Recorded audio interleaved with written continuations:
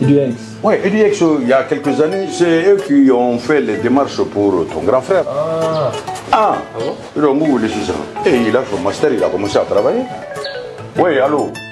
EduX, c'est une équipe expérimentée qui assiste vos étudiants dans l'admission universitaire, la demande de visa, l'accueil et l'installation et assiste vos étudiants jusqu'à l'obtention de leur diplôme. Choisir EduX, c'est s'ouvrir les portes des meilleures universités au Canada et aux États-Unis. Appelez dès maintenant le 76 54 18 57 et permettez à votre enfant de réaliser son projet d'études. Doutri, ni wal dafara est passé Dakar. Kasrad Namo. Sungalo e kungolo ati dugu wari ko diba fo dugu andugu don warata de o koni kuma tala sa e kasama moneto yi i yere ta sita sidi kan numéro flani warici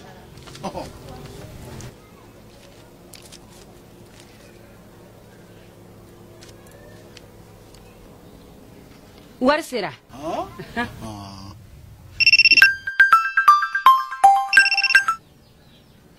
Allô? Ye wari sɔrɔ o ɲɛna tiɲɛ yɛrɛ la ko ni sama bɛ maa min ɲɛ ko n komi t'i gosi ngonga sama mɔnɛ i yɛrɛ ta a sɔngɔ ka nɔgɔn ni Mali warici sira bɛɛ ye dépôt ye fu ye wari bɛ ci fu ni application ye wa bɔsara ye musaka fitinin ye sama mɔnɛ ji ni courant bɛ sara n'a ye crédit bɛ ta n'a ye sanni feere bɛ kɛ n'a ye sama mɔnɛ nin y'anw maliyɛnw ta ye a y'a si filɛ ka nkalon bɔnda. Yirimajɔ Atetebugu 759 logements olu maaw bɛ se k'a fɔ ko tare sabula min ye école franco arabu kalifa ale bɛna dayɛlɛ yen kɔni min ye denmisɛn ye ale bɛ se ka kalan kɛ arabukan na k'a kɛ tubabukan na tɔgɔsɛbɛ sara o tɛ olu fɛ yen kalo o kalo maa minnu bɛ don u ka jardin d'enfant na sa olu bɛ 1000 sara kalo o kalo école fana no o ye franco arabu kalan ye k'a daminɛ première année la sa fo 7e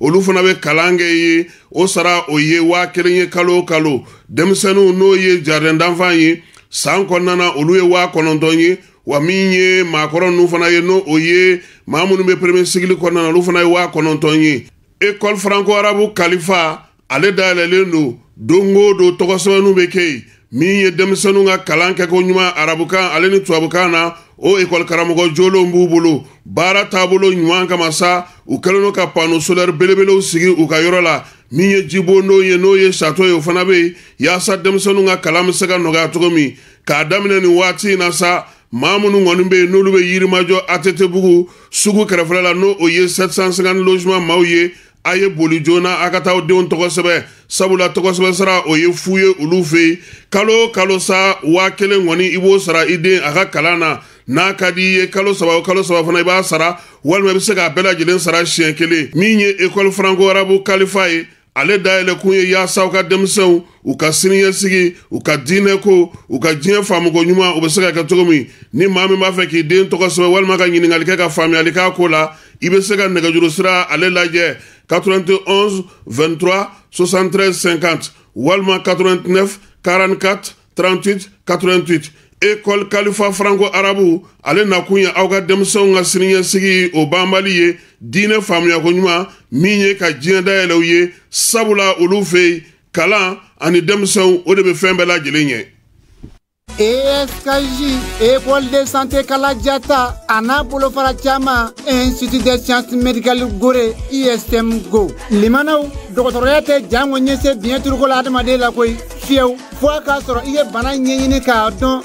nakari, me ka sababu ka sika dangarike, adamade ka nyina mayala, o kele ke po mo fare kolola. Wa oere tinye fieu, fois ka soro iye la koliso nyuma segere. Afle au koro, École de santé Kalajata na Bolofara Chama, Institut de sciences médicales Gore. On veut pas makoya kalabankura. Femi santé bara nyuma yesa, nimbela dele bike, École de santé na Bolofara Chama la. École de santé Kalajata, on a fleke on bolo jigiye. Formation de qualité, doctorat siraka. Mimi se garo ka fo, o ka dimison ga futina yelenye, o pela de lebi kala, ni lagol so daga bana nuna. O go profaro de flani. Cycle niveau DEF, technicien de santé publique, infirmière obstétricienne, technicien de laboratoire. Deuxième cycle, no niveau bac, infirmier d'état, sage-femme, biologie médicale. formation wɛrɛ o kɔfɛ aide soignant ka taa fara matronika nin bɛɛ lajɛlen dɛsigilen don école de santé kalajata n'a bolofara caman institut de sciences médicales gore la ayiwa lakɔlidenw ani lakɔliden zɔnw a y'a sefa joona a ka lakɔliso in sɛgɛrɛ yanni jama ka caya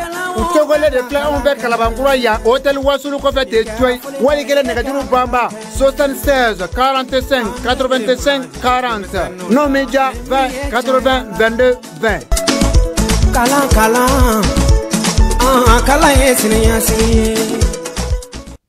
Centre de formation professionnelle Kaja Sanogo CFP-KSI Seukaw fei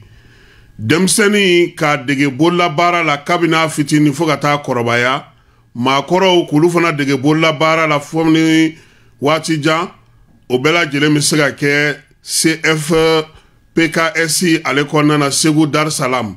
N'i ye kalanso in ta k'a lajɛ maa mun b'a fɛ ka masɔnya dege menuisier dege plomberie sanitaire peinture bâtiment menuisier métallique ni menuisier bois k'o bɛɛ lajɛlen kɛ sɛnɛ taa sira bɛɛ lajɛlen ni baganmara ni jɛgɛ lamɔ i bɛ se ka o bɛɛ lajɛlen kɛ centre de formation professionnelle Kaja Sanogo la Segukaw fɛ yen u ma dan o ma min ye machiniste ye agricole carrelage ka taa se staff ni décoration ma ninnu bɛɛ lajɛlen bɛ kɛ bayɛlɛmali minɛnw olu fana bɛ u bolo k'olu kalan musolakaw jɔyɔrɔ ka bon u ka kalan kɔnɔna na kosɛbɛ sabula npogotigi caman bɛ yen u y'olu dege nin waati laban ninnu na yaasa u bɛ se k'u boloma yɛlɛma cogo min n'aw b'a fɛ dɔrɔn ka aw den tɔgɔ sɛbɛn kabini u fitinin fo ka taa se u kɔrɔbalen ma a ye boli joona aw ka se Segu Medine min ye Dar es Salaam yɔrɔ in yɛrɛ man jan kosɛbɛ tɔn artisanal ale la Medine sugu kɛrɛfɛla la walima nɛgɛjuru sira a bɛ se ka 76 03 12 23 walima 66 03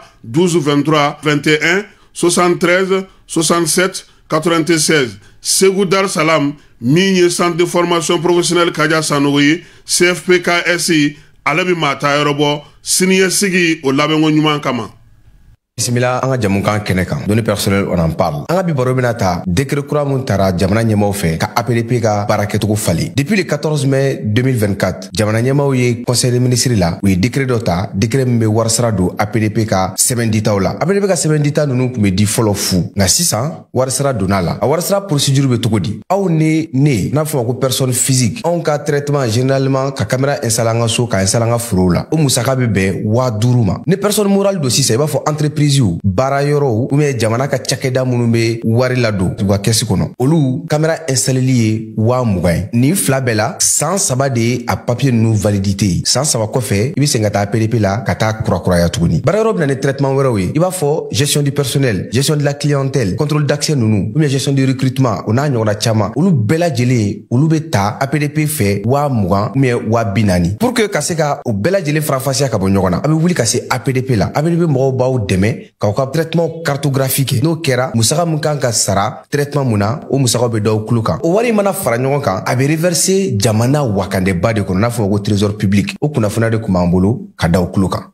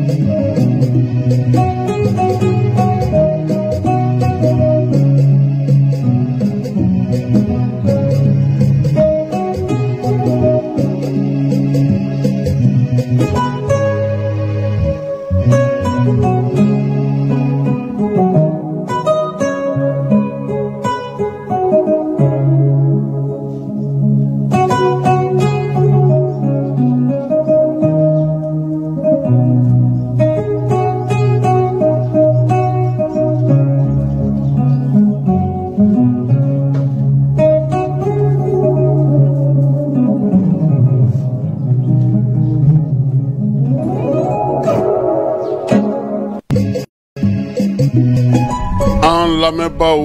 ani an filɛbaaw Mali cɛ ana muso denmisɛn ani maabakɔrɔ aw bɛɛ lajɛlen aw ni sɔgɔma bi ye ntɛnɛn ye Octobre kalo ale tile 28 ye bi ye san 2024 an b'aw fo ka waleɲuman dɔn jani sugandili la yaasa ka se ka ka kibaruyaw sɔrɔ danaya kurakurali la an ka don o don yaasa min ye kunnafoniw ye a bɛ se ka olu sɔrɔ cogo min na aw bɛ Mali fan o fan ani aw bɛ diɲɛ fan o fan ka se ka aw ka kibaruyaw bɛɛ lajɛlen sɔrɔ nin waati in na aw sɔgɔlen don jani na bi sɔgɔma in na kumaso kɔnɔ yan min ye Keba Jalo ye ale bɛ yan Amara Nu Keta ale bolo bɛ minɛnw na yaasa sa ka se ka laseli kɛ aw ye aw balimakɛ n'aw denkɛ ne yɛrɛ Kasim Traoré ni Ala sɔnna a ma sɔgɔmada in na an bɛna an da don kuma minnu na o ye bouchers k'u ye grève dulon fɔlɔ min ye kunungo u ye lajɛ kɛ lajɛ in o kɔnɔna na min ye 120 n'o ye Abdoulaye Fofana ye minisiriso min bɛ bɛn ni keleya kunna olu kun sen bɛ ko in na olu ale bɛna laseli dɔ k'an ye ka kɛ ni o ko ye min ye ɲɔgɔn dɛmɛ ni kɛrɛfɛdɛn kalo hukumu kɔnɔna na ye minisiri 2 kun bɛ anw fɛ yan 26 mars da la yaasa ka se ka maaw olu ɲɛw lajɛ cogo min na o baaraw kɛra cogo min Badalabugu denmisɛnninw olu ka tɔn hukumu kɔnɔna na sa Jawaralakaw kɔni u bolo fa k'a to mina o dira CESCOM ale mɔgɔw ma kalanta min ye dɔgɔkun wɛrɛ don ntɛnɛn nata don novembre kalo tile 4 san 2024 n'an balakaw fɛ wolomasiri tabaw ye wulikajɔ kɛ sa ka bamaciwale kɛbaa maa 50 olu bɔnɛ u ni na Bamakɔ yan sa école de gendarmerie la min ye finitigi ɲɛmaa maa 30 olu ka kalan kɔfɛ sa olu ye jala sɔrɔ maliyɛn minnu bɛ kɔ kan min ye Mauritanienkaw ye ko minnu bɛ kan kɔnɔnaw la k'u kana t'u sen don olu ka jamana politiki la o ko bɛ na kɛ cogo min na an n'an da don la maliyɛnw fana wuli ka jɔ kɛ Véronikaw fɛ Italie min ye maliyɛn dɔ ye n'o ye Musa ye ale kɔni polisi dɔ ye mugu ci ale la station kɔnɔ k'a fa o hukumu kɔnɔna na sa maliyɛnw ni maliyɛnw dɛmɛbagaw ka taa se jamana fɛn fɛn bɛ Italie Véronikaw fɛ olu ye wuli ka jɔ kɛ kibaruya laban kɔni y'a yira sa k'a fɔ ko polisikɛ min ye a waleya in kɛ ko a nɔ minɛlen don yaasa a bɛ se k'i ɲɛfɔ cogo min premier ministre Musa Mara ale fana bɛ taama la Faransikaw fɛ nka kunungo taama in kuncɛ cogo ma ɲɛ sabula a tun bɛ laseli la tuma min maa dɔw nana ka na k'a yira k'a fɔ ko a tɛ se ka to nin kuma ninnu na k'a to Faransikaw fɛ an bɛna dɔ fɔ o fana na Bafula bɛ k'o ka kalata sɛbɛnko n'o ye kalata sɛbɛn yɛrɛ baara bɛ ka kɛ jamana fantan 4 bɛɛ lajɛlen fɛ Fili Jalo ale na ɲɔfɔ an ye Jara transport ale n'a ka baarakɛlaw olu ye farikolo ɲɛnajɛ kɛ Keba chauffeur ka na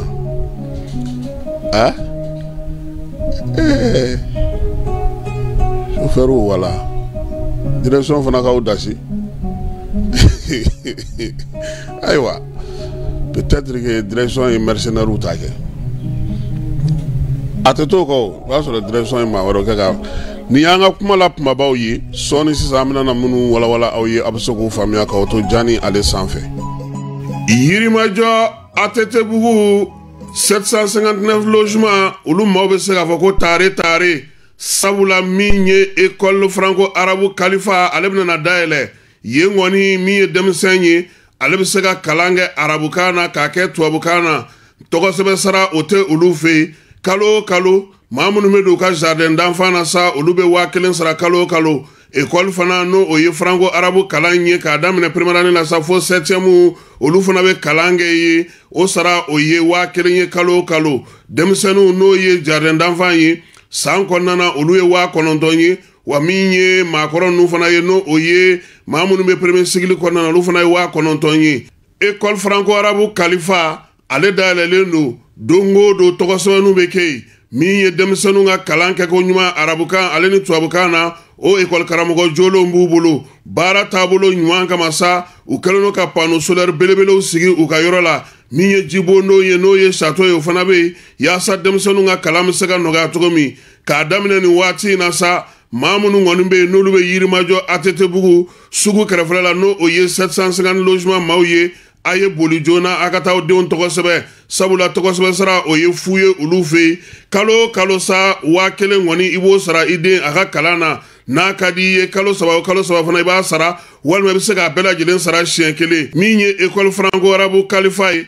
ale dayɛlɛ kun ye yaasa u ka denmisɛnw u ka siniɲɛsigi u ka diinɛ ko u ka diɲɛ faamuko ɲuman u bɛ se ka kɛ cogo min ni maa min b'a fɛ k'i den tɔgɔ sɛbɛn walima ka ɲininkali kɛ ka faamuyali k'a ko la i bɛ se ka nɛgɛjuru sira ale lajɛ 91 23 73 50 walma 89 44 38 88. École Khalifa Franco Arabu ale nakunya awga demson nga sininya sigi o bambaliye dine famya ko nyuma minye ka jienda elawye sabula ulufe kala ani demson o de be fembe la jelenye.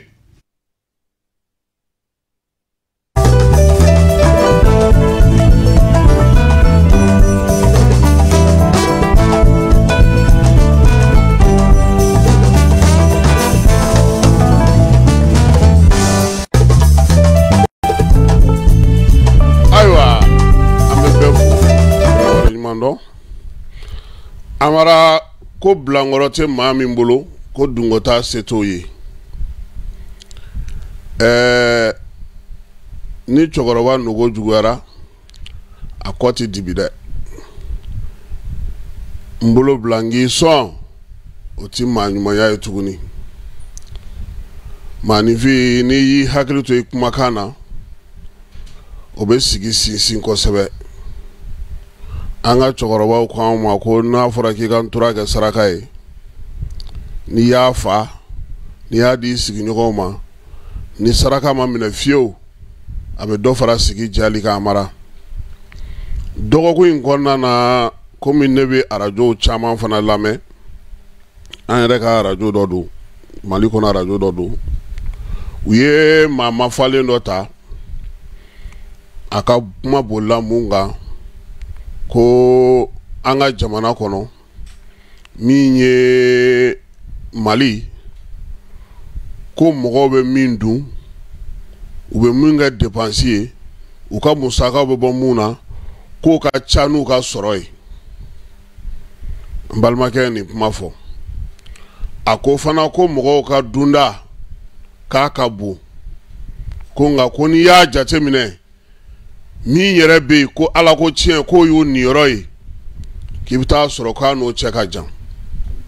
a ko an ka sɛgɛn kunba ɲɔgɔn dɛmɛ dɔgɔyara hinɛ dɔgɔyara yɛrɛ yira ye sanga sɔrɔ foyi tɛ kɛ dogo la ni sutura la tuguni barika banna kow la amara ne ni cɛ ti ɲɔgɔn sɔrɔ yɔrɔ min sabula hakilina yira de ye diɲɛnatigɛ kɔnɔna ye o ye a ka kuma na a ko ko sɔrɔ tɛ an ka jamana kɔnɔ k'an ye fantan jamana ye amara n bɛ to ka nin fɔ aw ye kuma caman n ko anw yɛrɛ an si ma se yɔrɔ dɔ la sabula an baw bɛ yen an mɔkɛw bɛ yen an kɔrɔw bɛ yen an balimamusow caman bɛ balo la an bɛ ala fɔ ka ala barikada amara anw fitinin Segu ni dugu jɛra anw tun bɛ daraka dun daraka o ni tilelafana ni ɲɔgɔn cɛ fɛn dɔ bɛ an mamuso bolo u b'a fɔ ma ko jakuma juru dumuniw bɛ bila a kɔnɔ basijalanw bɛ bila a kɔnɔ fɛnw bɛ k'a kɔnɔ sɛnɛjalanw bɛ sɔrɔ a kɔnɔ an kun b'o dun yanni tilelafana ka mɔ n'o kɛra an bɛ tilelafana dun tilelafana o tɔ an bɛ tila k'o dun wula fɛ ka tila ka surafana dun amara an kun bɛ dumuni kɛ siɲɛ 5 mais duba kelen de don fa bɛ yen ba bɛ yen mɔkɛ bɛ yen mamuso bɛ yen tulomasamaw bɛ yen min ye tɛnɛmuso ni kɔrɔmuso i fa kɔrɔkɛw ni fa dɔgɔninw ye aw bɛɛ bɛ ɲɔgɔn kan aw bɛɛ bɛ duba kelen kɔnɔ amara bi n'i ye anw ka sɔrɔ ko lajɛ n'i ye anw ka jamana ko lajɛ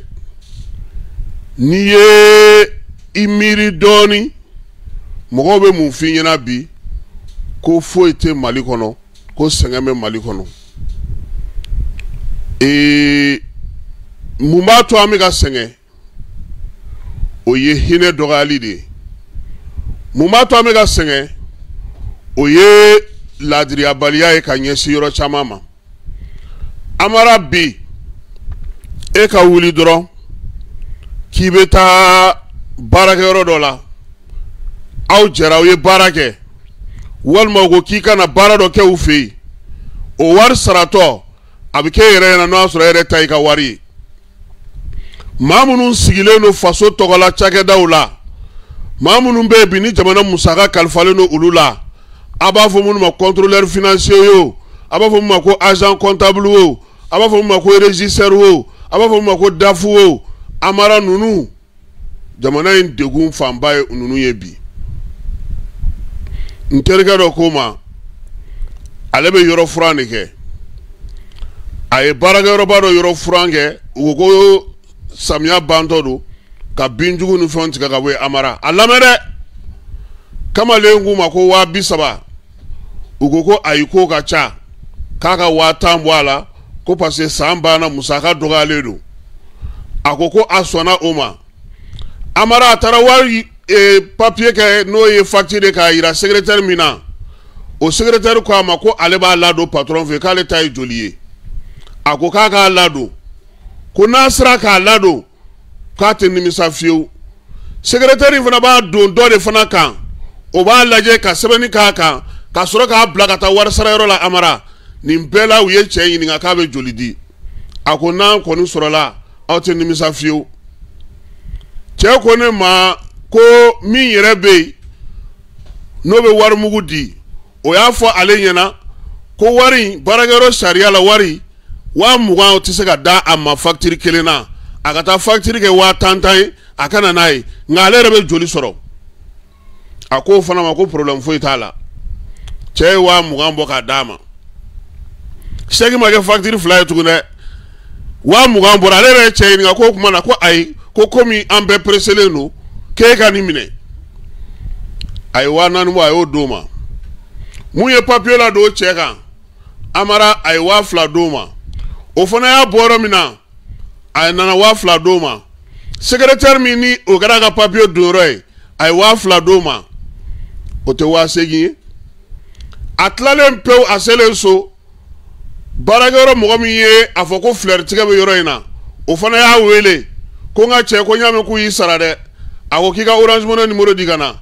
a ye 2,000 ci o fana ma cɛ yɛrɛ tora ni 8,000 20,000 na a ye mun de ɲa ye sisan amara mɛ nin fɔ tan pour que i k'a faamu k'a yira k'a fɔ bi an ka jamana baarakɛyɔrɔ bɛɛ bɛ tan faso ka cakɛda bɛɛ bɛ tan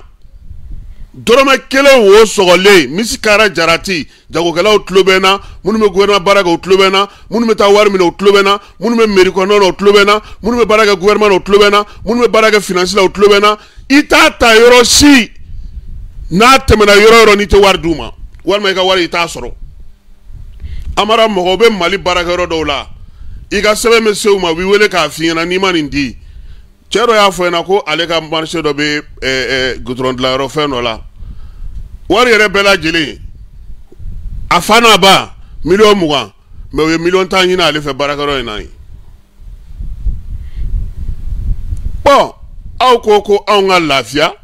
ko jamana ka yɛlɛma i b'olu de mankan mɛn don o don jamana ka gɛlɛ jamana ma nɔgɔ a donna tan a bɔra tan ninnu tɛ se ka yɛlɛma kɛ u mana baara kama Asimi de bɛna yaala ka taa nin bɛɛ jogo falen wa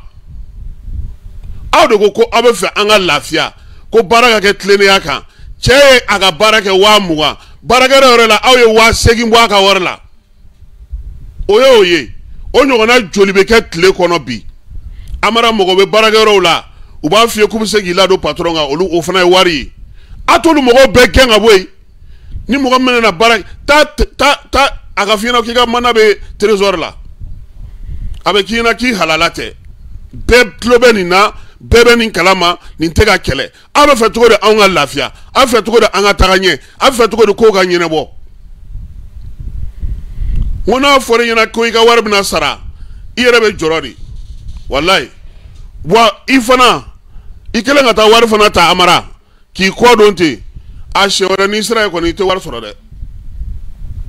ko voilà ko votre type là an y'a arrangé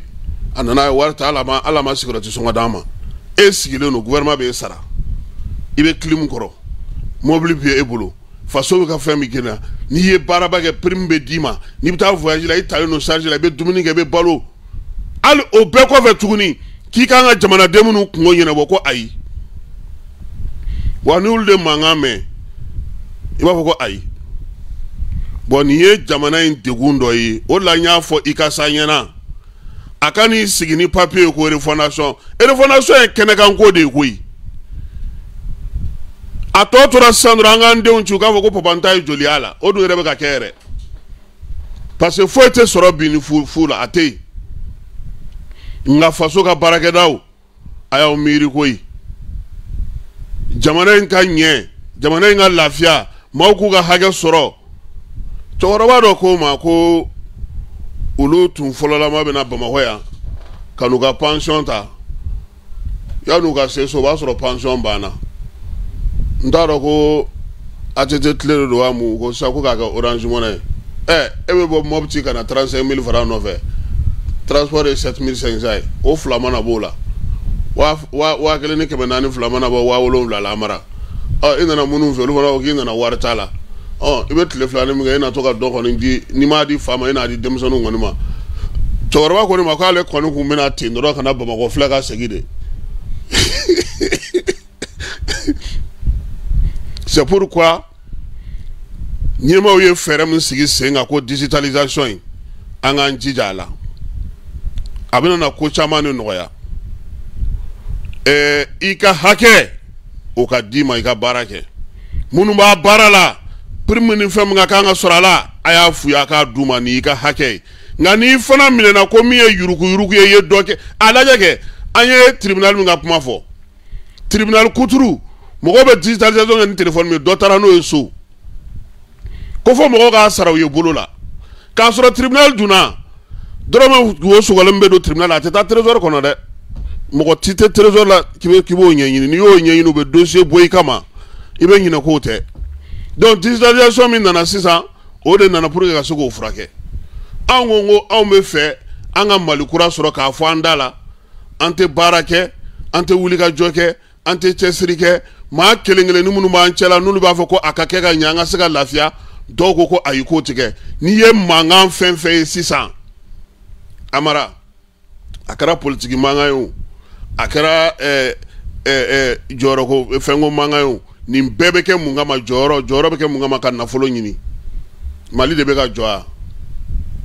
Maliyɛnw tɛ kule la don o don a mɔgɔ tɛ ka kuran ni ji ɲini don o don a mɔgɔ tɛ k'a fɔ ko ekɔliso don o don a mɔgɔ tɛ k'a fɔ k'u bɛ se ka lafiya cogo di don o don a fanga kɛlen don k'o di mɔgɔ minnu ma k'olu k'o baara kɛ ka ɲɛ e m'a ye ya ni a fɔra sisan ko sida nana ni sida bɛna ban taa an ka sow lajɛ Ebola mana na minnu bɛ bila kunna u ka sow lajɛ kɔsa in na Asimi ye 4 miliyari min bɔ n k'a y'a fɔ Sanu ɲɛna ni dɔrɔmɛ kelen y'a jɛ n bɛ taa n'a ye bɔgɔ jeninen kan victime ninnu ka wari n'o tɛ dɔw fana b'u faso jɔ a la o c'est que tant que a bɛ mɔgɔw kɔnɔ k'u kan ka balo faso de la namara ni yuruku la Maliyɛnw bɛ lafiya min nɔfɛ an t'a sɔrɔ anw minnu fana bɛ yen k'an bɛ taa baarakɛyɔrɔ ninnu na fɛn mun tɛ bɛn an k'a fɔ mɔgɔw ɲɛna karisa he a ko de ko n kana baara kɛ yan ni n bɛna baara kɛ n ka baarakɛ sara ye nin ye ni mɔgɔw de fana bɛ baara kɛ il faut que n ka nin di olu ma olu ka hakɛ ye nin ye pour que chinois tɛ ban marché la an fɛ yan parce que chinois b'a dɔn n'i ye fɛn fɛn fɔ olu b'o kɛ o olu b'a wari minɛ k'a kɛ o chemise bɛ olu bolo 20 tan bɛ yen 50 bɛ yen a bɛɛ y'a chemise couleur kelen fo ka taa se 2000 ma a b'u bolo nka n'i ye min dun u b'o sɔngɔ de d'i ma dɛ wa u ka entreprise fana bɛ yan ten de i b'a fɔ ko chinois so binna u b'a f'i ɲɛna ko aw fana ma wari don a la koyi wari taara min jɔnni y'a dun jɔnni y'a yurugu facture kɛra cogo di avion sanni problème tɛ nin ye a papier ma dɛsɛ ka ye nin ye kiiri yɛrɛ kɛnɛ kan minnu yɛrɛ ko u ye wari bɔ k'a di Amara o dɛsɛra ka na ni prévu ye k'a yira k'a fɔ ko wari dunna a ma se ka ye kiiri bɔra a dɔgɔkɔrɔ Maliyɛnw bɛ kule la don o don ko yɛlɛma Maliyɛnw bɛ fɛ ko ka falen don o don Maliyɛnw bɛ fɛ lafiya ka don ka don o don nka n'an kelen taara ka taa se ninnu faama ninnu ma o kɔnɔ n'a ye an b'a bɔ k'a d'u ma parce que mun na an yɛrɛ dalen t'an yɛrɛ la fana jɛlenya kuma bɛ fɔ da kan nka min ye dusukun na a ka dɔgɔ quoi donc sɔgɔmada in na an b'a fɛ ka nin fɔ yɔrɔ mairie kɔnɔnaw tɛ o n'i ka papier donna yen n'a ma farati bubaga bɛ wuli a la o ah non régisseur ninnu fana fɛn dɔ fana bɛ yen an k'o fɔ han i ɲɛ b'a la syndicat ka mɔgɔw ube tiɲɛni kɛ yɔrɔ caman na dɛ n'u ma tiɲɛni kɛ k'a fɔ wayi an ye INTM mɔgɔba de ani INTM ɲɛmɔgɔw bolo bɛ ɲɔgɔn bolo e bɛ se ka tiɲɛni kɛ cogo di ko parce que k'e bɛ INTM na INTM kɔrɔ de ko ka tiɲɛni kɛ ya e bɛ tiɲɛni kɛ cogo di ko parce que ko jɔyɔrɔ bɛ e ka syndicat mɔgɔw bolo min fɛ a ka ko dɔw faamuya k'a dɔn k'a fɔ an bɛ se ka ko caman kɛ k'an to an ka jamana kɔnɔ an bɛ degun dɔ de kɔnɔna an bɛ k'a ɲini k'o bɔ ni sokɔnɔ kuma ma min ɲɛ anw hakili la kɔnɔma kuma o tɛna na o ɲɛ ale bɔra sisan ka taga c'est que kuma dɔ la Amara i bɛ yɛrɛ ɲininka quoi anw yɛrɛ ni jɔn de bɛ ɲɔgɔn na sisan sa terroriste minnu bɛ ka faga a fanba a fɔra ko maliyɛn minnu ye marifa ta faso kama olu de don an bɛ ka ɲɔgɔn faga sisan ni min kɛlen filɛ nin ye Faransi jɔn ninnu don an maliyɛn kelenw de bɛ ɲɔgɔn na ye bon e min ye ɲɛmɔgɔ ye fɛn o fɛn bɛ na ni futinɛ ye fɛn o fɛn bɛ na ni tɔgɔcɛn ye fɛn o fɛn bɛ na jamana ko se jamana ma n'i bɛ yɔrɔ dɔ la i bɛ hakili kɛ ka baara kɛ nka bɛɛ bɛ fili ka da i kɔnɔna tiɲɛ kan laɲiniw ye min ye an t'o olu dɔn n'o tɛ waleya minnu kɛra Bamakɔ yan laseli minnu kɛra Bamakɔ yan anw bolo o ye wasa kɛ nka sisan ka bɔ ka taga jamana kɔ kan ka taa jamana lajaba ka jamana buruja ka jamana tɔgɔ tiɲɛ hakilima bɛɛ ka o lajɛ n'o y'a sɔrɔ o ka ɲi kunun ko minnu filɛ nin ye tan Amara ne tun tɛ yen dɛ nka an ka maliyɛn minnu bɛ yen an fana ka tɔn bolofara minnu bɛ yen n'o ye Club Kassim Traoré mɔgɔ minnu bɛ yen n'olu sigilen don yen olu ye min fɔ an ye ko Ala farala an ka premier ministre kɔrɔ kan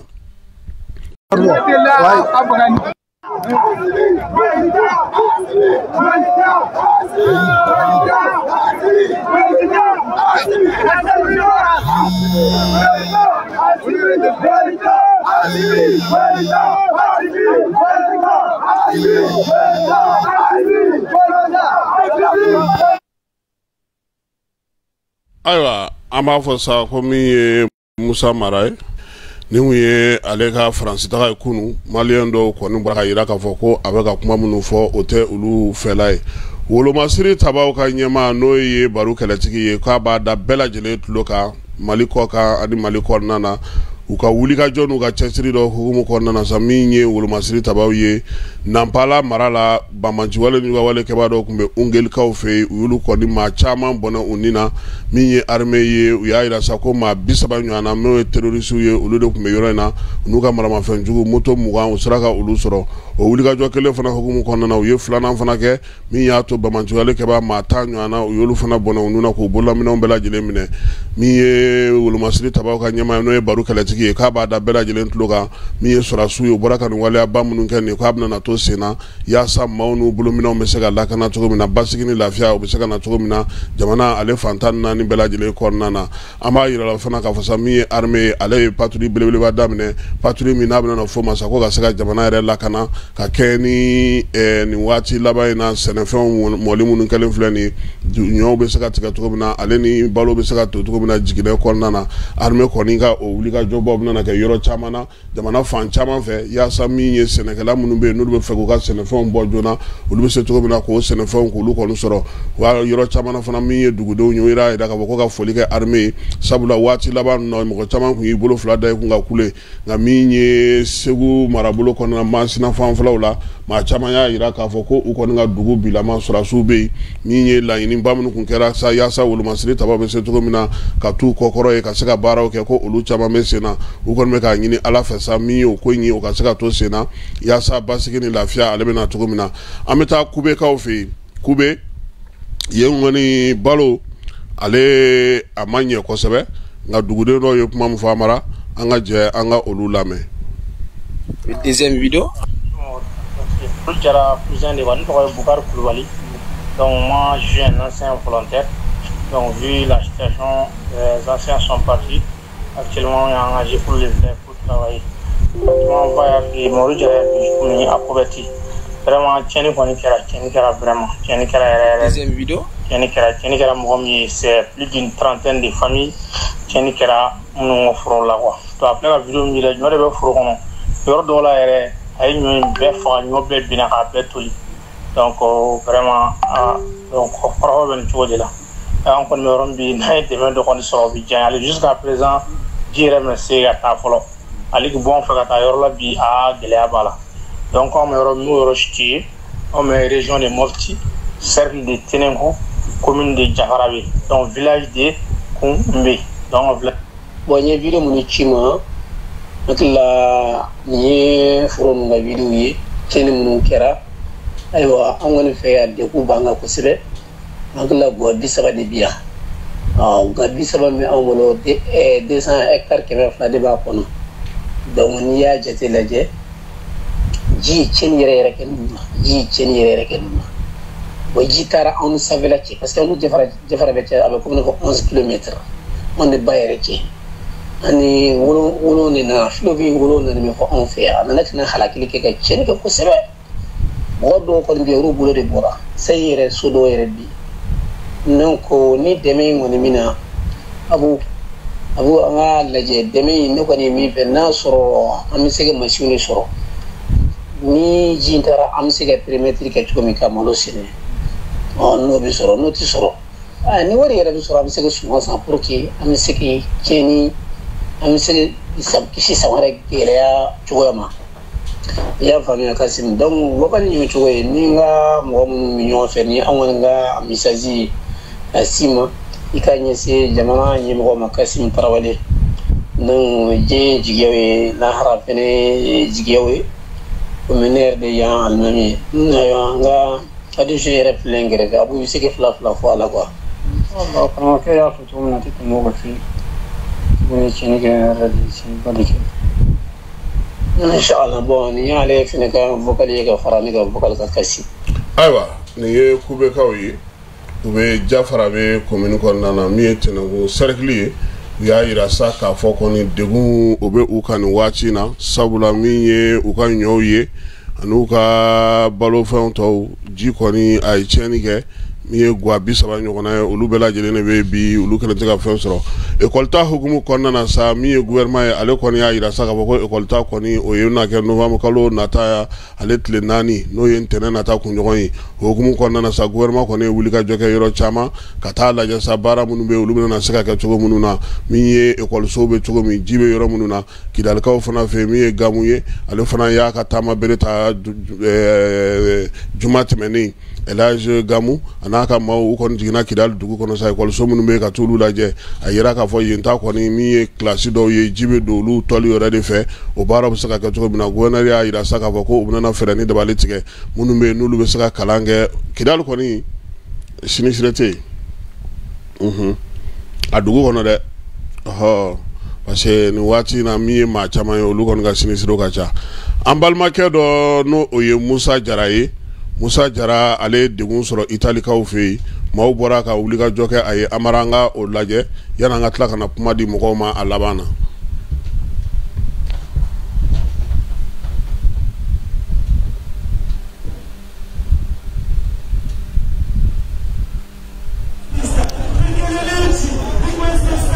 ay fɛn bila la o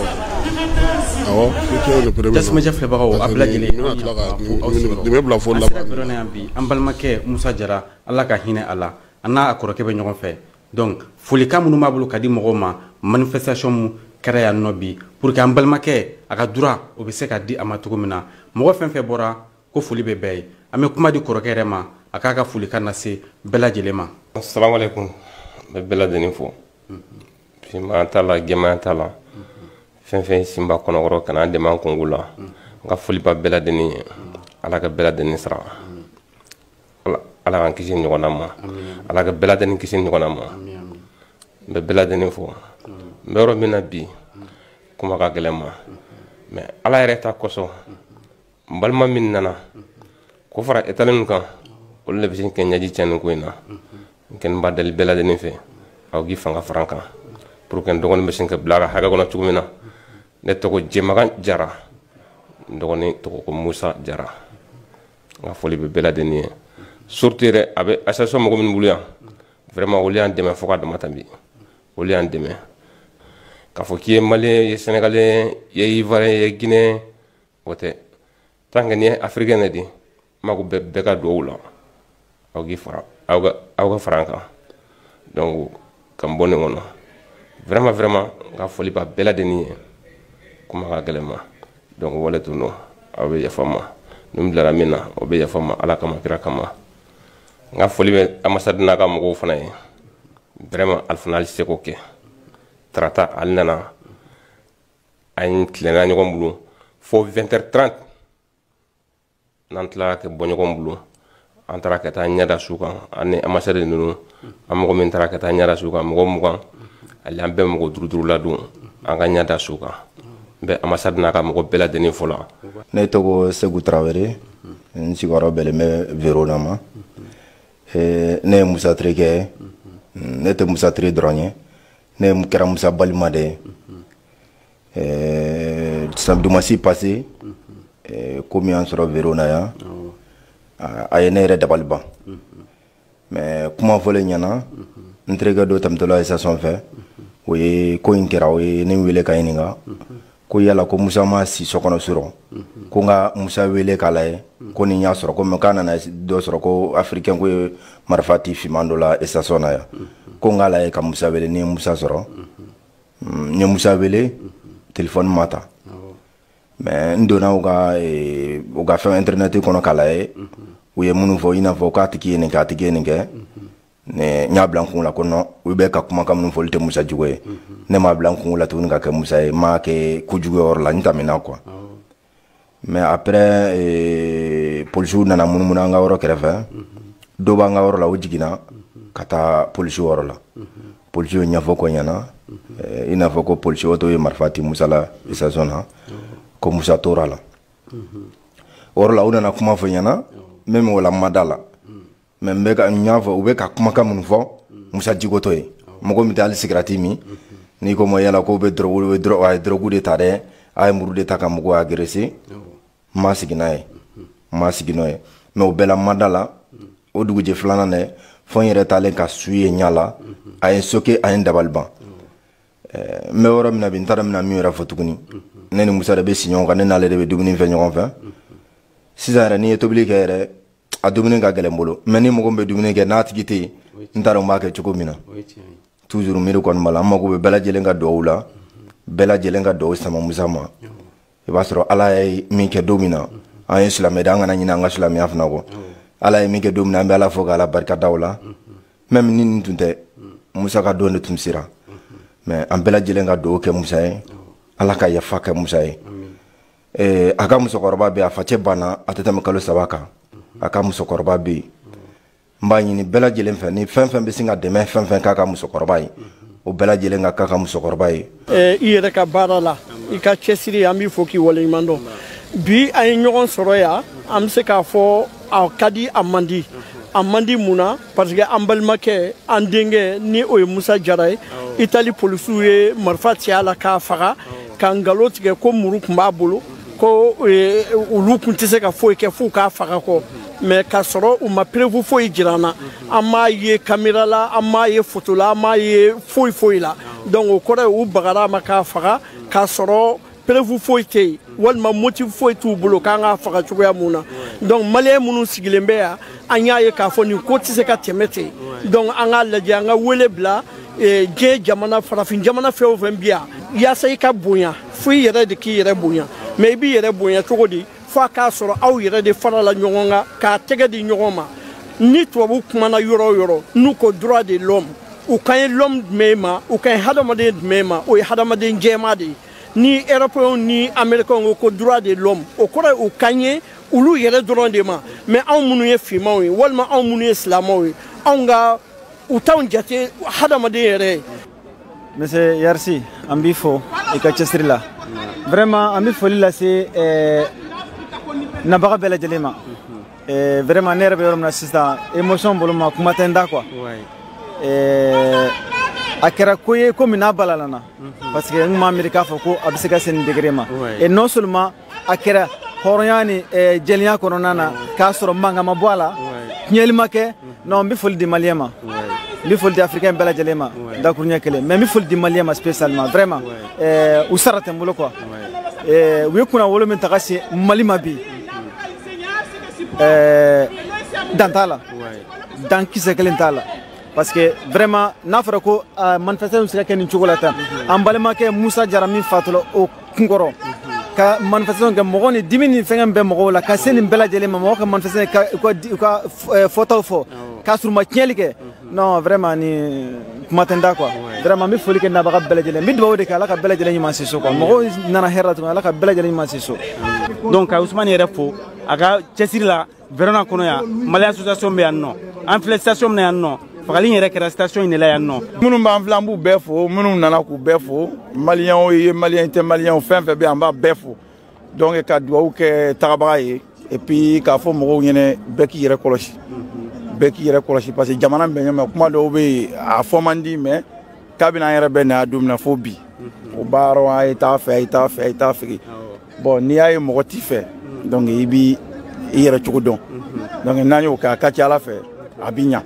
voilà an kɔni bi ta tuuri banna an bɛ dugawu kɛ ala kana tuuri se mɔgɔ wɛrɛ ma a banna dɔrɔn bɛɛ k'i yɛrɛ méfier et puis an b'an ka autorité fo a ma ban dɛ ni fili b'a la o bɔ a la dɛ parce que u bɛ yaala min ɲɛna u t'o ta min man ɲɛ u b'o ta. assalamu alaikum an ka foli bɛ bɛɛ lajɛlen vraiment mɔgɔ minnu nana an bɛ bɛɛ lajɛlen fo il faut que an ka bila an kun na k'a dɔn k'a fɔ nin tɛ Musa ko ye nin y'i yɛrɛ ko de ye quoi parce que n'i y'a ta k'a lajɛ caman b'i da so kɔnɔ k'a kɛra Musa la a ma kɛ Musa la a kɛra e yɛrɛ de la fɔlɔ bon an kɔni kɔntana kosɛbɛ parce que an ka laɲini ye mun ye Musa ka hakɛ kan ka sigi a ma o ye dɔ ye tuguni ani mɔgɔ minnu nana an dɛmɛ u y'an lamɛn an k'u ka da yɔrɔ min na u danna ye ala ni tiɲɛ na mɔgɔ ma se ka tiɲɛni kɛ o diyara an yɛrɛ ye kosɛbɛ an bɛ jamana min kɔnɔ an k'an cogoya dɔn yɛrɛ mɔgɔ dɔ bɛ yeli fɛ n'a b'i fɛ kelen tɛ quoi. fagali kɛra yɔrɔ min na n'u nana filɛriw bila yan nɔ Musa a fagara yɔrɔ min na station na Verona yan nɔ o kɛnɛ nin filɛ nin ye bi manifestation min kɛra k'a jira mɔgɔw la k'a fɔ ni ɲɔgɔnna wɛrɛ kana kɛ bilen mɔgɔw bɔra ka na manifestation kɛ tiɲɛni ma bɔ a la foyi ma bɔ a la donc nin b'a jira k'a fɔ an bɛɛ de b'an sigi a kan k'a fɔ n'an m'an bolo ni ɲɔgɔn ma an bɛ minɛ ka di an siribagaw ma n'an y'an bolo ni ɲɔgɔn ma o b'a jira k'a fɔ mun kɛra an ma jɛ n'a ye mɔgɔ fɛn fɛn sera kɛnɛ in kan yan bi a kɛra italiyɛnw ye maliyɛnw ye africain fɛn fɛn donc ko ka bɛɛ fo k'ala ka bɛɛ lajɛlen ɲuman sise yɔrɔ ko ka dugawu kɛ an balimakɛ ye k'a fɔ justice k'a ka baara kɛ pour que an balimakɛ a bɛ bila a ka minɛn kɔnɔ cogo min na tiɲɛni min kɛra a ɲɔgɔn wɛrɛ kana kɛ k'o fɔ bɛɛ lajɛlen an k'an bolo ɲɔgɔn ma hali bi ka yɛlɛ ka senw bila pour que an bɛ yɛlɛ sanfɛ an filɛ Verona station na yan fagali yɛrɛ kɛra yɔrɔ min na Jasmonja kɛnɛ kan. an bɛ Burama Yarisi n'a ka maaw fo ja olu de ye a ta min ye italikaw fɛ yaasa aw fana bɛ se k'a sɔrɔ cogo min na Yasura Media maaw an b'u fo k'u waleɲuman dɔn u ka nin baara ale kɛcogo ɲuman na polisikɛ min ni ale kɛra Musa Jara kɔni sata ye sa u y'a yira bi k'a fɔ ko kiiri tigilamaw y'a wele Veronikaw fɛ ko yaasa ka se ka sɛgɛsɛgɛli kɛ marifa min tun b'a bolo ani ale yɛrɛ tun bɛ cogo minnu na sa ko ninnu nana cogo min na a ko bɛ se ka ɲɛdɔn cogo min na busew olu ye lajɛ kɛ kununko lajɛ min senfɛ sa u y'a yira k'a fɔ sa k'u bɛ baara daminɛ bi sɔgɔmada in na Mali Bamakɔ fantan naani bɛɛ lajɛlen fɛ min ye baganw ye olu feereli n'u fagali ani ka se k'u bila ka taa fan bɛɛ lajɛlen fɛ Bamakɔ gouverneur bɛɛ lajɛlen b'a kalama kɔni k'ale kɔni ye garabali 7 o datugu Bamakɔ kɔnɔna na yan Lafiyabugu kɔda garabali b'a la Sabalibugu Falajɛ Solola Falajɛ zone aéroportière ka taa se Ɲamana ale ni Jelibugu ma ninnu datugulen kɔfɛ sa min ye garabilitigiw ye ani u ka fédération mɔgɔ min bɛ n'o bɛ misikow kunna sogoko kunna an ka jamana kɔnɔ olu kun y'a yira sa k'a fɔ ko ka jɛyɛrɛ kɛ yaasa bɛ se ka faamuyali bɛ se ka kɛ cogo min na baara ninnu olu kɛcogo ɲuman na min ye sigikafɔ kɔni kɛra nka gouvernement ale kɔni ka baara ye min ye o ye k'a yira k'a fɔ ko garabaliw bɛ datugu fɛɛrɛ ni dabali bɛ tigɛ u bɛ se ka minɛnw cɛ cogo ani ka kɛnɛ d'u ma cogo min na u bɛ se ka sigi sen kan cogo min na kununko u y'a yira u ka laseli senfɛ k'a yira k'a fɔ ko min ye baara ye u ni gouvernement bɛna na to o la nka min y'u ka maaw ye olu bɛɛ lajɛlen ka baara daminɛ bi Abdoulaye Fofana ni ale ye 120 ye ale sɛmɛ nin ko in na sabula olu ka ministre so yɛrɛ taara fo Dral la n'o ye ministre Wakɛ ka ministre so ye olu taara Dral la ka taa ka baara lajɛ ni waati laban in na ko minnu bɛ sen na ani sigikafɔ minnu bɛ sen na ale bɛna na dɔ ɲɛfɔ an ɲɛna o ko la.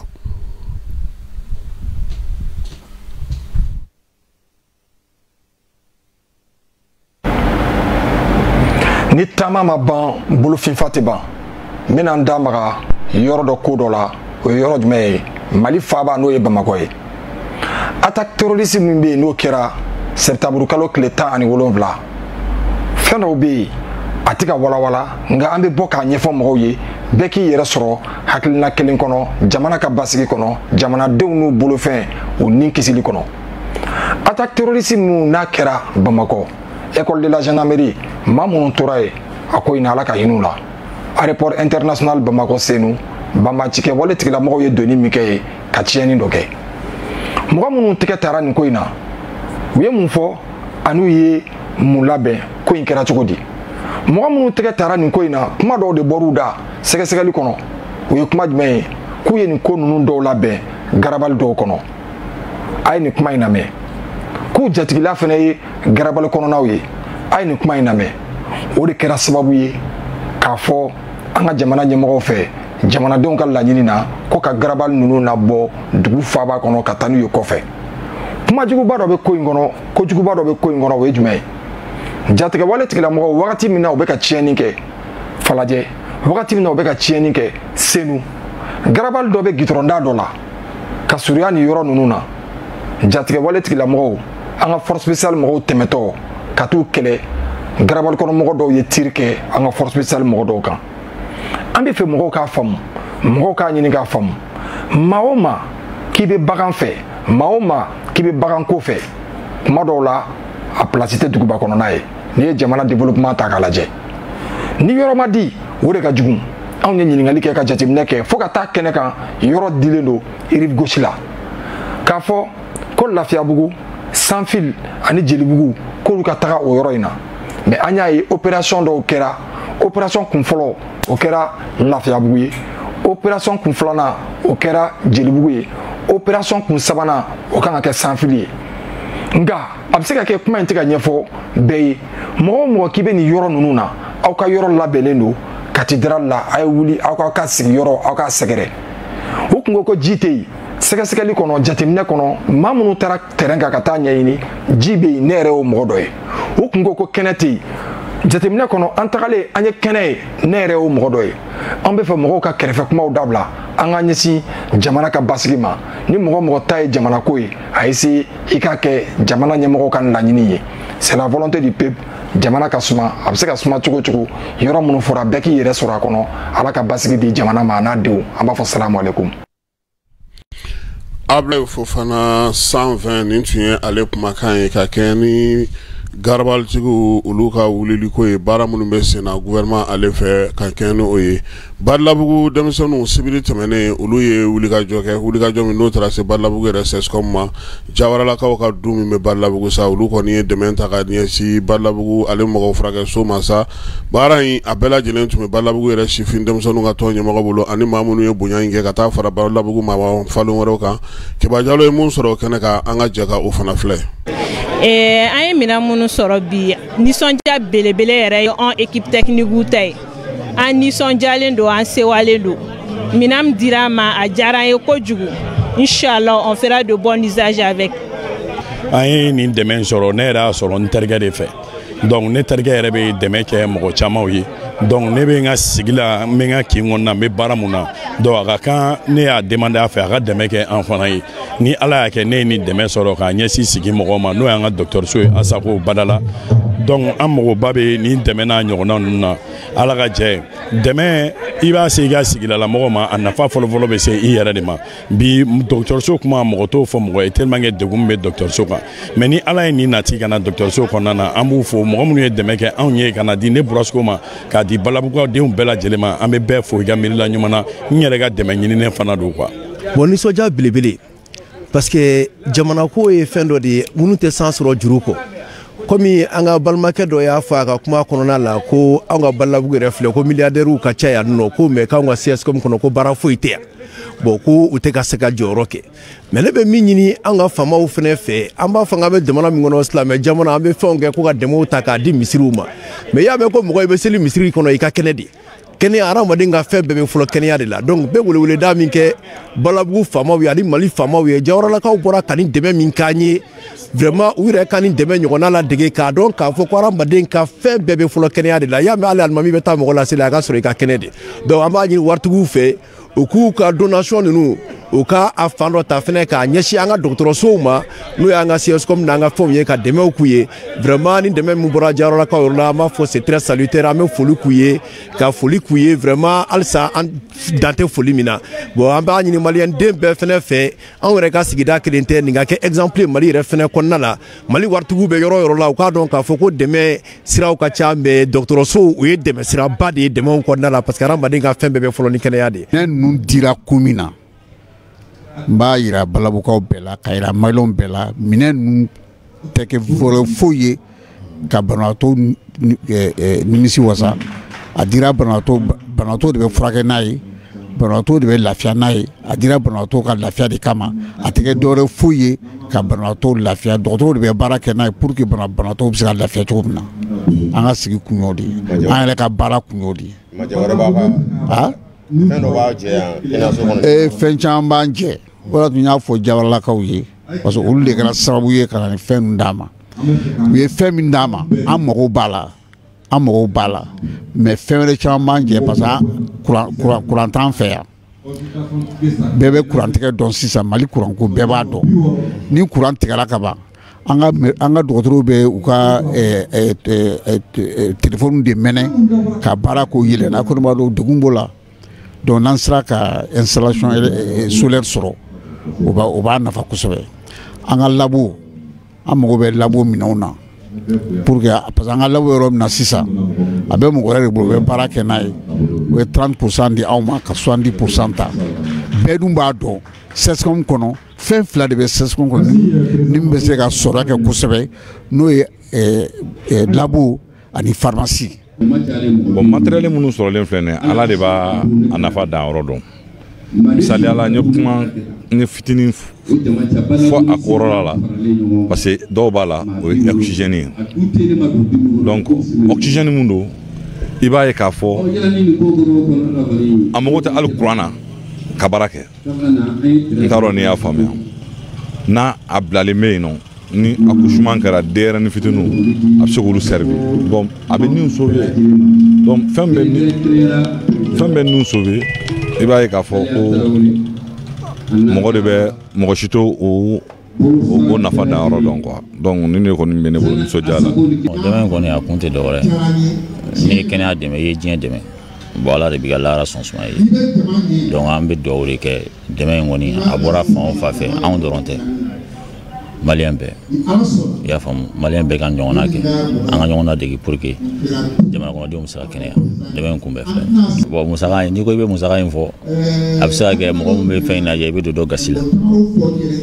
musaka in i b'a to Ala de bolo mɛ mɔgɔ kɔni fɛn bɛ i ɲɛ bɛ fɛn o fɛn la yan kɔni i kɔni b'a dɔn k'a fɔ wariden kɔni tɛ donc an tɛna chiffre fɔ an tɛna foyi fɔ mais e kɔni ka taa minɛnw lajɛ i b'a dɔn k'a fɔ a bɛ dɔɔnin bɔ donc mais chiffre ko in an b'o bɔ a la. Ayiwa n'an bɔra yen sa an bɛ taa nin waati in na Usubi Janɲakaw fɛ yen Usubi Janɲa ale bɛ Bafulabe bɛ cercle kɔnɔna na a yira k'a fɔ ko nin waati in na kɔni olu bɛ ka révision de liste électorale o baaraw bɛ sen na ye Fili Jalo ale ye min sɔrɔ o la an ka jɛ k'o fana filɛ. la kalata sɛbɛnkuraw la bɛn ni baaraw bɛ sen kan Usubi Janɲa cercle ani Bafulabe cercle kɔnɔ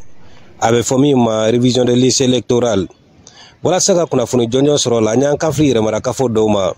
i n'a fɔ Siribela Tigana ale bɛ Usubi Janɲa cercle fɛ ale yɛrɛmara kafo secrétaire général ye jɛkulu kɛrɛnkɛrɛnnen min sigilen bɛ révision de liste électorale kan o ɲɛmɔgɔ don baara ninnu bɛ lahaliya min na ale ka yɛrɛmara kafo kɔnɔna la a b'a ɲɛfɔ an ye. Ne ye Bafili Sisoko ye ne ye mairie secrétaire général ne yɛrɛ de commission administrative de révision ne de y'o président ye o ɲɛmɔgɔ ye de révision annuelle des listes électorales n'o ye ka kalata sɛbɛnw kuraya san o san donc a baara daminɛna an fana fɛ yan Siribela octobre kalo tile fɔlɔ san 2000 ani san 24 baara bɛ continuer fo nin kalo tile 31 octobre kalo tile 31 bon a bɛ se ka kɛ sigida la mɔgɔ caman bɛ sigida la minnu ka kan ka transférer mais i b'a dɔn mɔgɔ caman bɛ yen u tɛ kibaruya sɔrɔla a sɔrɔ cogo la quoi voilà dɔw i b'a sɔrɔ radio tɛ dɔw bolo ou bien dɔw tɛ téléphone tɛ dɔw bolo donc o b'a to affluence tɛ ten kosɛbɛ k'a fɔ i jɔ ka taa mairie la pour que n ka taa n ka transfert kɛ voilà o affluence tɛ yen kosɛbɛ. Mamadu Jawune ye secrétaire général ye yɛrɛmara kafo la Usubi Janɲa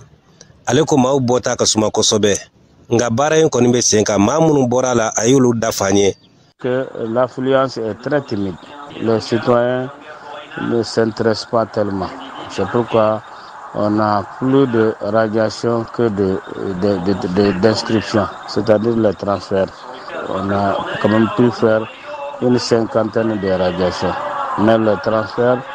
sont vraiment timides. Nous sommes à transfert depuis le début jusqu'à maintenant. Donc, à part ça, il n'y a pas quand même de problème majeur. Bama fle yɛrɛmara kafo la o jatemina kelen na kodɔnna ko baw maaw bɔtaw ka suma kosɛbɛ wa baara in tɛ ba la jamanadenw bolo kosɛbɛ k'o na sɔn ka kɛ gɛlɛya ye kalata nata baaraw ma ba fila bɛ komini kɔnɔna la yɛrɛmara kafo ɲɛma ka danga fɔlɔ y'a sɛmɛn cɛɲɛ k'a fɔ baara in daminɛna kabini ɔktɔburu kalo la nka ba fila bɛ yɛrɛmara kafo ta ma se ka damina joona ka sababu kɛ sɛbɛnfura kow ye an b'a ladɔnniya k'a fɔ kalata sɛbɛnw lakurayali baaraw bɛ se ka kɛ sababu ye ka kalata sinuman di kalata nataw la o min baaraw bɛ senna kabini ɔktɔburu kalo tile fɔlɔ san 2024 jamana fan caman fɛ Fili Jalo Jani.ml tɔgɔ la Bafula B. Il faut Bafula B ale cercle kɔnɔna Usubi Janya cercle kɔnɔna keba Bafula B de Mali cercle fɔlɔ ye aha ibo sɛbɛn ko bila ye don min na ni ɲininka i kana ɲinɛ o kɔ Mali cercle fɔlɔ nanzara ka cercle fɔlɔ sigilen o ye Bafula B de ye an bɛ Bafula B kaw fo Usubi Janya fana kɛra cercle sisan an b'olu fana fo Mauritanienkaw ka ministre min bɛ u ka jamana kɔnɔ ko ɲɛnabɔli kunna n'o o ye Mohamed Ahmed Ould Mohamed Lemini ye ale kɔni y'a yira sa ko maliyɛn minnu bɛ yen n'olu sigilen don u ka kan kɔnɔna na ye n'a bɛ f'o ma ko réfugiés k'u b'a ɲini u fɛ sa Mauritanie dugukolo kan u kana taa fɔ k'u bɛ taa politique ko kɛ ye mais a ma falen min ye nin sa a kɔni ye ta ka ɲɛsin Nbera kan ma Nbera kan min bi na maliyɛnw olu caman bɛ ale kɔnɔna na ye a yera k'a fɔ nin waati laban in na min ye an ka dugudenw maliyɛn minnu dɔw bɛ yen olu kɔni u sen don na Ould Mohamed Lemini y'a yira sa k'a fɔ ko min ye réfugiés kɔni bisimilali o bɛ kɛ ni sariyaw ye sariya minnu bɛ diɲɛ seleke naani yɛrɛ tɔgɔ la sigiɲɔgɔnya ɲuman fana bɛ olu ni Mali ni ɲɔgɔn cɛ nka k'i to la sa kana don politique kow la ka kow ɲagami dugu kɔnɔ ka tila ka boli kana don kan kɔnɔna na k'olu tɛna jɛn n'o ye tuguni sabula u ka jamana basigi u ka jamana bɛ se ka lafiya cogo min ani fɛɛrɛ minnu sigilen u ka jamanadenw ni ɲɔgɔn cɛ k'a kɛ kun ye o ye wa min ye maa o maa ye sa ne kɔni yera nin waleya in na u tɛna jɛn n'a ye tuguni ka se ka t'u ka kan in kɔnɔna n'o ye Nbera kan ye ministre y'a ɲini maaw fɛ sa maa minnu bɛ yen n'olu ye réfugiés ye u kaw hakili t'u yɛrɛ la k'a dɔn k'a fɔ ko Mauritanie sariyaw fana bɛ yen ministre n'o o ye Mauritanie ministre ye a ko fana ko min ye nin waleya in ye ko olu kɔni b'a kɛ sa ko ka ɲɛsin u ma ko wa fana ko min ye u ka wolomasiri tabaw ye minnu kɛrɛnkɛrɛnnen don n'olu bɛ Nbera kan kɔnɔ ani basi kunun ta kɔnɔna na u k'u jija cogoya suguya bɛɛ lajɛlen na maliyɛn minnu filɛ nin kan kɔnɔna ninnu na ye u k'u jija u sen ka na ye ko la ko min n'o o bɛ se ka na ni dan sigili ye wa fana u y'a yira sa k'a fɔ ko réfugiés ka drapeau ale ni Mali drapeau o min bɛ kan kɔnɔna na ye k'olu si tɛ gɛlɛya ye nka min ye waleya cɛjugu wɛrɛw ye sa mun bɛna na ni fɔnkɔɲɔgɔnkaw ye u k'u jija sa yaasa u bɛ se ka bɔ a la cogo min Mauritanie yɛrɛ kɔnɔna na min ye maa 120 ye Mali tɔgɔ la minnu y'u sigiyɔrɔ bila ka kɛ ni gɛlɛyaw ye kabini san 2002 san olu de bɛ Nbera kan kɔnɔna na Nations Unies ale de kɔni jɔlen don olu bɛɛ lajɛlen ye ka tɛmɛ a ka jɛkulu fɛ jɛkulu min bɛ ɲɛsinnen don maa minnu bɛ len k'u sigiyɔrɔ olu bila nin waati in na ɲɔgɔn dɛmɛ ni kɛrɛfɛdɔn hukumu kɔnɔna na sa ministre min bɛ kɛnɛya ko kunna an ka jamana kɔnɔ olu kɔni ye baara kɛ sa baara min b'a to jabɛti bana o bɛ maa minnu na pali ka taa fara bana wɛrɛw kan sa olu bɛ se cogo min na ka furakɛ cogo min u y'a yira sa ko cancer de col de l'utérus ale ni sein n'o ye sin ta ye k'o banaw bɛɛ lajɛlen kɛ maa 100 o de farala ɲɔgɔn kan yaasa ka se ka nin baara in kɛ min ye maa 1398 ye olu de kɔni ye maa minnu n'olu lajɛra nin ko in senfɛ min ye 558 ye olu kɔni kun ta ye jabɛti ye min ye dusukundimi bana o bɛ maa 150 la u y'a yira sa k'a fɔ ko maa 200 olu kɔni kun ta ye pali ye tan yera o la olu ta kun ka jugu kosɛbɛ dɔgɔtɔrɔw kɔni ye nin bɛɛ lajɛlen kɔlɔsili kɛ sa ani minnu bɛ yen ni olu sinw bɛ u dimi n'o ye musolakaw ye olu kɔni fana maa 177 olu kɔni sɛgɛsɛgɛra 2 a yera k'a fɔ ko u b'u la u b'a fɔ masa ko kɔli ko o fana bɛ dɔw la olu bɛɛ lajɛlen kɛra yan 26 mars ale dala la sigira filanan n'o o ye commissariat min bɛ Sikasokaw fɛ n'o y'u ka commissariat filanan ye ale y'i bolo da maa dɔ ka sa n'o tɔgɔ ye ko Isaba in ko ale kɔni ye namara ni yuruku wanɛ de ye Sikaso kɔnɔna na bɔsin tigila ani bayɛlɛmani ka se a k'a yɛrɛ ta ye k'a y'o kɛ sefa wari $170,000 a y'o a ye dɔ gosi k'o b'o kun maa caman de bɛ sa min ye Isa y'olu ɲɛji bɔ koyi wa n'i bɛ kuma ko ale ye douanier de ye koyi sɛgɛsɛgɛliw senfɛ sa u ye a daminɛ Bamakɔ yan sa fo Sikaso k'a ye k'a fɔ Isaba a ye dɔw so ci dɔw y'u ka fɛn bɛɛ lajɛlen d'a ma dugukolow feerela ka mobiliw minɛ k'olu feere ka ko tunɔmada ni waati in na u ye tɛgɛ da kan polisilakaw fɛ n'o ye Sikaso deuxième arrondissement ye u ye mandat de dépôt o bila Isa ka sa ko a ka taa i ɲɛfɔ kasobon fana hukumu kɔnɔna na kasobon ɲɛma kɔlɔsilibaw ka ɲɛma n'o o ye Dawuda Konate ale kɔni tunna kabini juma kasobon fana na kɔnɔna na hali bi min ye u ka furakɛlikɛla dɔ infirmier Musa Fɔnba o fana tununnen don u fila bɛɛ lajɛlen ka lafasa jɛkulu ye wuli ka jɔ kɛ k'a yira k'a fɔ sa ko nin waleya ninnu ka sɛgɛsɛgɛ ka lajɛ u somaw an'u limanaw n'u baarakɛɲɔgɔnw an'u ka lafasa jɛkulu olu bɛɛ lajɛlen kɛlen ka wuli ka jɔ kɛ bi yaasa fɛɛrɛ bɛ se ka sɔrɔ na cogo min section syndicale la justice ale ni CDTM u bɛɛ lajɛlen kɔni y'a yira sa ko dusuma kasanen don ni maa fila olu ka tununi na u bɔlen kɔ u ka baarakɛyɔrɔ la Dawuda ko maa dɔ kɔni y'o wele nɛgɛjuru la ale taatɔ ale kɔni ma i sarangana kɛ koyi a bɔra ka taa n'a yɛrɛ ye wa min ye fo sisan sa maa si ma kibaruya dɔn min ye infirmier in fana ye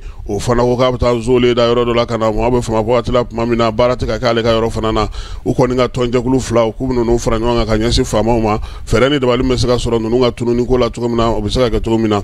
minisiri min bɛ jamana kɔnɔna lakana kunna n'o o ye général de division Dawudu Ali Mohamedi nin ye ale ni wolomasiri tabaw ka ɲɛma n'o ye général de division Umar Baru Jara ye olu kɔni ye baara dɔ kɛ état-major ale kɔnɔna na min ye sɔrɔsi kɛrɛnkɛrɛnnen minnu bɛ yen n'a bɛ fɔ ma sa ko promotion première promotion école d'état-major n'o ye force de sécurité ta ye o sigilen sen kan olu ka kalan baara jala kun cɛra gendarmerie kalanso kɔnɔna na maa minnu bɛ yen sa n'olu ye jala sɔrɔ nin ko in na nɔ a bɛ fɔ olu ma ko stagiaire olu ye maa 30 ye muso 2 tun bɛ a la policiers ni gendarmes ni sapeurs pompiers ni garde nationale u bɛɛ lajɛlen u y'u ka jalakuraw da u disi la ko Ikeba an yɛrɛ ta dɛ lajɛ in sen fɛ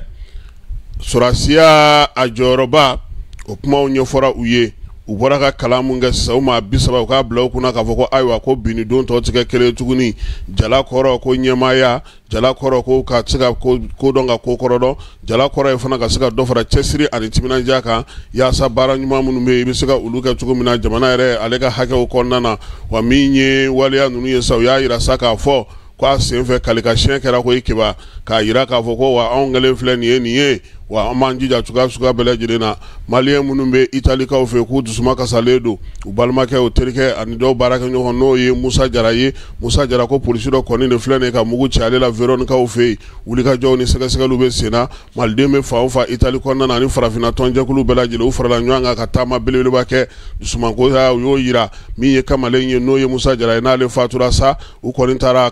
a fatura yɔrɔ min na sa ka t'u ɲɛda o yɔrɔ kan nin wagati in na a somaw limanaw maliyɛn minnu bɛ yen ka taa farafinna den fɛn fɛn bɛ yen u bɛɛ lajɛlen ye wulikajɔ kɛ sa yaasa min ye kamalen ye a ko bɛ se ka don bɛrɛ la cogo min na o de hukumu kɔnɔna na sa a yira k'a fɔ ko min ye faransikaw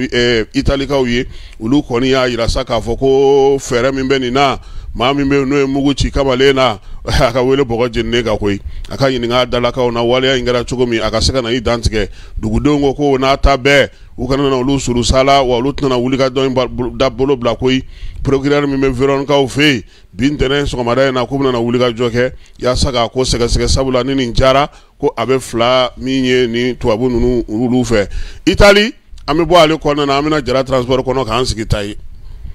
Jara transport ale ye baara caman de boloda o baara hukumu kɔnɔna na sa chauffeur olu caman sɛgɛsɛgɛlen kɔfɛ chauffeur ni baarakɛlaw bɛɛ lajɛlen donnen bɛrɛ la o bɛɛ lajɛlen kɔfɛ min ye direction ye sa ale ko k'u ka badenya ndolaci kɛ badenya ndolaci in kɛra kunungo u y'a yira sa k'a fɔ ko min ye équipe minnu tun bɛ ɲɔgɔn na o ye direction ani chauffeur ye an'u ka parantiw olu bɛɛ lajɛlen kɔni kun senkɔrɔma dondolen don jamaba fɛ sa jama min nana ka na ko in lajɛ ɲɛnajɛ in ko a jara kosɛbɛ koyi sabula balontan Keba a kɛra Bayern ni Barça ye 4-1 chauffeur y'an namaloya dɛ ala kun k'a to a ka kɛ Real Barça ɲɔgɔnna ye 4-0 nka 1 fana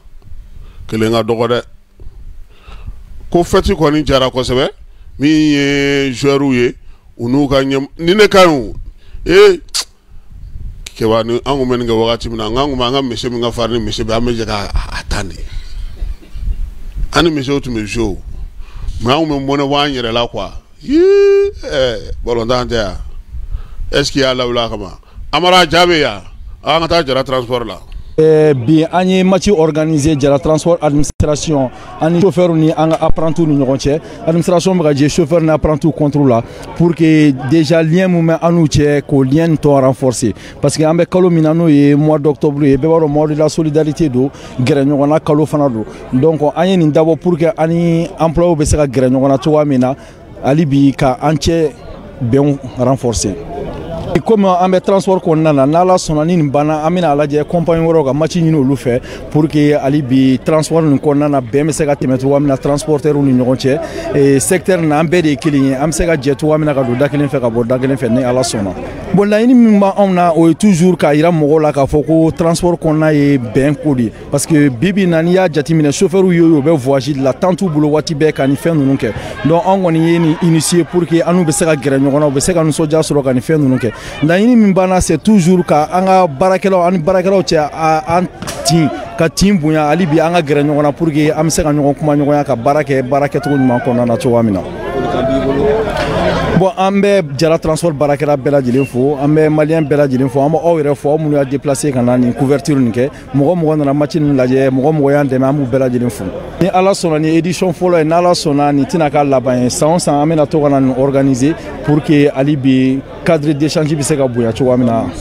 Nisɔndiya min b'a kɔnɔ parce que c'est un match de gala je dirais que nin fɛn na match na mɔgɔ si tɛ perdu Jara transport de bɛ gagner parce que équipe nin bɛɛ ye famille kelen de ye chauffeur ni administration a bɛɛ ye famille kelen de ye a dabɔra dɔrɔn ka nisɔndiya kɛ nisɔndiya nin de ye a ka d'u ye n'Ala sɔnna. Min bɛ sɔn ka ni ɲɔgɔn kulonkɛ sugu organiser a n'a ka baarakɛlaw ni ɲɔgɔn cɛ. A ka jɛn bɛ cogo di? Bi alhamdulillah puisque bi an ka ɲɛmɔgɔ ninnu ɲɛngow tɛ baaraɲɔgɔnya na ɲɛngow tɛ baaraɲɔgɔnw ni ɲɔgɔn cɛla la fɛn min ka gɛlɛ bi an bɛ don min na ko bi patron caman de bɛ minnu bɛ baarakɛlaw ɲɛngoya minɛ u ka sɔrɔ fitinin na alors que olu de bɛ baarakɛla ninnu bolo lasɔrɔ mais bi o mɔgɔw tɛ k'a fɔ ko i b'a fɔ ko ɲɛngow don o hukumu kɔnɔ an nisɔndiyalen don ni an ka patron ye fo ka tɛmɛ mais mɔgɔninfin mana kɛ cogo o cogo fo k'i k'a dɔn k'a fɔ ko dafalen yɛrɛ ye Ala tɛ mɔgɔ i mana ɲɛ cogo o cogo i tɛ ɲɛ bɛɛ bolo i mana juguya cogo o cogo i tɛ juguya bɛɛ fɛnɛ bolo. Bon ne yɛrɛ bolo nin mina nin fɛn ye compagnie kɔnɔ mɔgɔw ma sigi ni min ye kɛrɛnkɛrɛn furugufurugu ni bɛnbaliya min bɛ baarakɛlaw ni patron ni ɲɔgɔn cɛ nin bɛ se ka na ni fɛn ka o bɛɛ bɔ yen ni sɛbɛ nin ma yira anw baarakɛlaw la k'a fɔ dɔn k'a fɔ anw juguya tɛ an ka patron kɔnɔ nin bɛ na ni o ye nin bɛ na ni o ye wa et puis ne yɛrɛ dara a la ne ye chauffeur ye mais ne bɛ ka taa patron minnu b'a la ka jouer ne bɛ se ka kuma k'olu empêcher pour que ne ka mɔgɔw bɛ se ka gagner mais bi bi ne na mais nisɔndiyalen don ni n ka bi ye ladilikan min bi ne bolo k'a fɔ Mali chauffeur bɛɛ ye ne bɛ kuma ni chauffeur ne ye chauffeur ye ladilikan min bɛ ne bolo k'a fɔ Mali chauffeur bɛɛ ye an ka bɛn an k'an tigɛ di ɲɔgɔn ma an k'an tigɛ di ɲɔgɔn ma ni bɛn ma fɛn fɛn dilan kɛlɛ ni furugufurugu t'o dilan wa ne bɛ min ɲini an chauffeur an ka patron fɛ u k'u jija u ka kɛ misaliya ɲuman ye jamana kɔnɔ u k'u jija u ka kɛ misaliya ɲuman ye jamana kɔnɔ o dɔ ye nin ye mɔgɔ min bɛ bɛnɲɔgɔnya ɲini a n'a ka baarakɛlaw ni ɲɔgɔn cɛ. Ayiwa an bɛ Jara transport mɔgɔw fo maa minnu fana kun sɔgɔlen nana bi sɔgɔmada in na sa an b'a fɔ bɛɛ lajɛlen ma k'u ni ce u ni baraji aw ka jani ale sugandili la n'Ala sɔnna a ma min ye kibaruyaw ye u bɛ segin ka na yan nɛgɛ kanɲɛ 18 waati kibaruya wɛrɛw minnu ni si tɛ kelen n bɛ dugawu kɛ sa Ala ka tile timɛko ɲuman d'an ni silamɛ bɛɛ lajɛlen ma si ni kɛnɛya labanko ɲuman Ala k'a d'an bɛɛ lajɛlen ma Ala ka jamana in kisi Ala ka jamana tanga a k'an bɛn nɛgɛ kanɲɛ 18.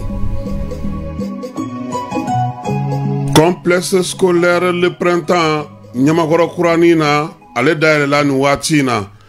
denmisɛnnin k'a daminɛ a kalo 4 ale bɛ se ka taa yen o ye u ka crèche ye maternelle ale kɔnɔna na petite section moyenne section ani grande section o bɛ fo ka se den san 2 ma o bɛɛ lajɛlen kɛrɛfɛ u ka kalanso fana bɛ n'o ye premier cycle ye ɲina o b'a daminɛ première année ka taa bila 5e année na min ye kanko ta fanfɛla la français kalan bɛ k'a kɔnɔ anglais kalan ale ni arabu kalan min ye complexe scolaire le printemps ye a dayɛlɛlen no Ɲamakɔrɔ kurani na sugu ale masurunan na denmisɛnw ka kalan tɛmɛnen kɔfɛ maa minnu bɛ yen sa n'olu b'a fɛ ka anglais kalan n'o ye anglais ye i kɛra denmisɛnnin ye o i kɛra maakɔrɔ ye o k'a daminɛ denmisɛnnin minnu bɛ 4e année fondamentale la fo kana se maakɔrɔbaw ma kalo 6 kalan bɛ kɛ olu kunna anglais la yaasa cogo min na u bɛ se ka anglais ale fɔ fo ka se ka a dɔnna kari o la sa kalo 6 kalan bɛ kɛ o la min ye complexe scolaire le printemps ye denmisɛnnin ncinin olu bɛ taa ye cogo min mɔbaanu olu fana bɛ taa ye cogo min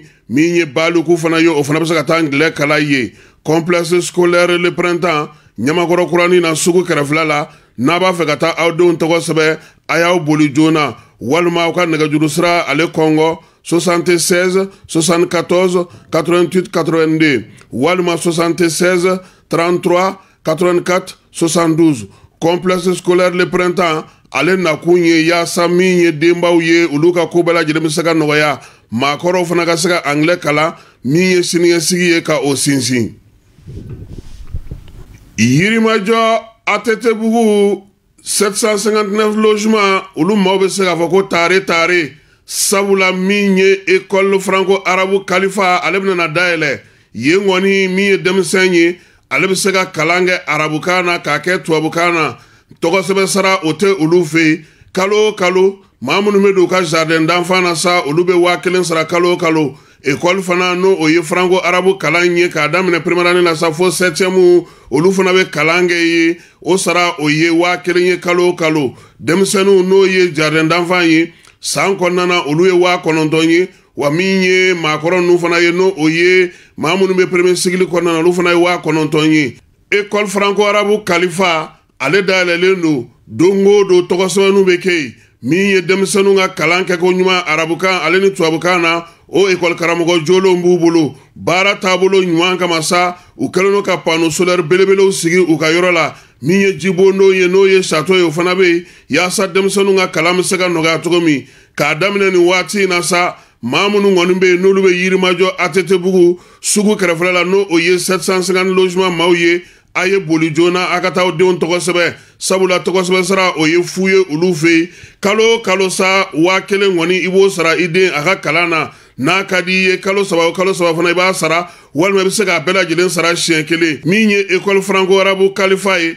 ale dayɛlɛ kun ye yaasa u ka denmisɛnw u ka siniɲɛsigi u ka diinɛ ko u ka diɲɛ faamuko ɲuman u bɛ se ka kɛ cogo min ni maa min b'a fɛ k'i den tɔgɔ sɛbɛn walima ka ɲininkali kɛ ka faamuyali k'a ko la i bɛ se ka nɛgɛjuru sira ale lajɛ 91 23 73 50 walima 89 44 38 88 école kalifa franco arabu ale nakun ye aw ka denmisɛnw ka siniɲɛsigi o banbali ye diinɛ faamuyako ɲuman min ye ka diɲɛ dayɛlɛw ye sabula olu fɛ yen kalan ani denmisɛnw o de bɛ fɛn bɛɛ lajɛlen ɲɛ